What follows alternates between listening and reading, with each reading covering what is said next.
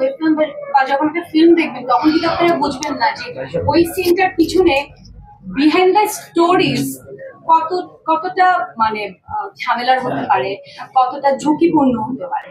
So ওই জায়গা থেকে আমরা আমি চাবো, সবার কাছে আমি এটাই আশা করি যে ম্যানেজমেন্ট এটা সেটা হতেই পারে। আর এত ক্রাউড, ছোট একটা জায়গা, এটা একটা পাওয়ার সব কতই বা বড় দিবে। সো ওই জায়গা থেকে you have to manage this things. হ্যাঁ, এই যে 3 ইডিয়টস তারকা সালমান জোশির সাথে যে আপনার পশ্চিমবঙ্গের যে ভালোবাসার মৌসুম সিনেমা আপনার অভিনয় করা কি রে ভাই, পিছনে তো ঠেলা দিলে তো হয় না।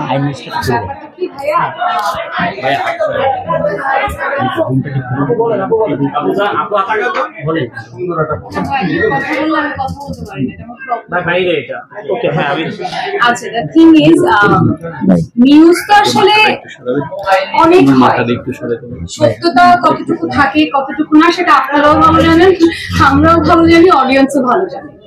এবং যদি সিনেমাটা আমি করি, এটা খুবই খুশির একটা খবর। সো আমি বিলিভ করি, যেহেতু আমি এটা নিয়ে এখনো কথা বলিনি, হতে পারে এটা গুড নিউজ আসতে যাচ্ছে।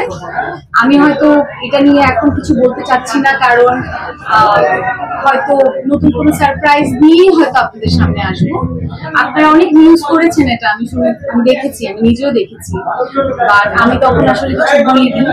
বাট আমার মনে হয় আর কয়েকটা দিন একটু ওয়েট করতে হবে এই অ্যান্সারটা পাওয়ার জন্য। বাট যদি হয় তাহলে কেন না, বিকজ তার মতো একজন অ্যাক্টর এবং তার মতো একজন গুণী অ্যাক্টর, বা এটা তো আসলে ওপার বাংলা, মানে বাংলাদেশের না।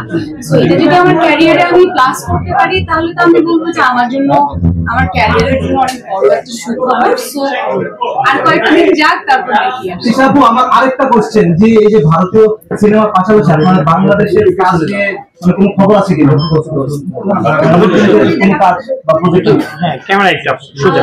সিনেমা প্রজেক্ট তো সিনেমা তো আসলে এটা আর্টিস্টই করতে চায়, সিনেমা তো ভালো হচ্ছে, সো কেন করবো না, অবশ্যই করবো। আমাকে যদি কোনো ডিরেক্টর আমাকে খুব ভালো কোনো গল্প আমাকে দেয়, আমি অবশ্যই করে ফেলবো।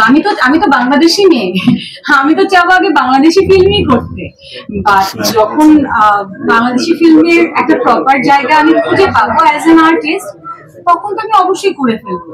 তার আশায় আমিও আছি, দেখা যাবে ইনশাআল্লাহ। আপু, এর আগে প্রশ্নটা কি সংযোজন প্রশ্ন ছিল? আপনি ভাই আই নিউজের বোমটা একটু